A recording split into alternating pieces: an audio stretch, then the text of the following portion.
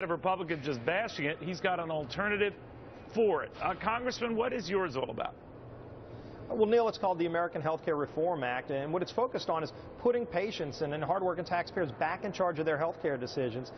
Getting Washington politicians, IRS agents, and all these other people out of those decisions between a doctor and a patient.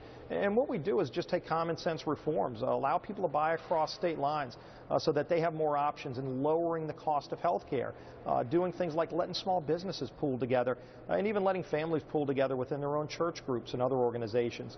So we do a lot of things that are really based in lowering the cost of healthcare and increasing access so that the patient is back in charge of their healthcare decisions.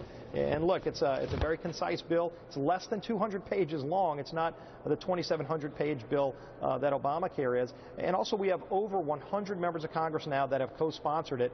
And we had medical doctors who serve in Congress like Dr. Phil Rowe help write this bill. So this is a bill based on putting patients back in charge of their healthcare and lowering the cost and getting government out of healthcare decisions. Does it eventually include coverage for everybody? In other words, those who don't have insurance now, which the impetus for this healthcare law, will eventually be covered?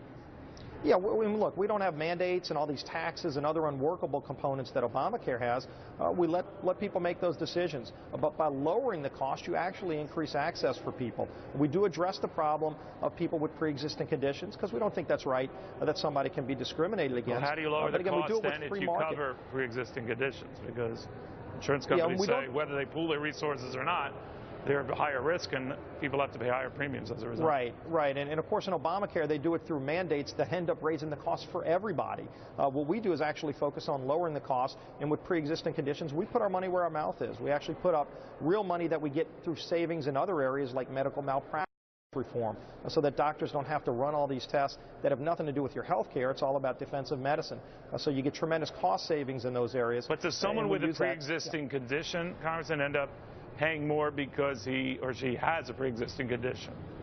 No, in fact, we work through existing state high-risk pools, and again, we put real money in place so that someone with a pre-existing condition can actually buy at market rates. And by the way, they also have other options. If they're in a Rotary Club, they can go buy through their Rotary Club's association health plan that we create in this, or a Chamber of Commerce, or any other group that they're a member of.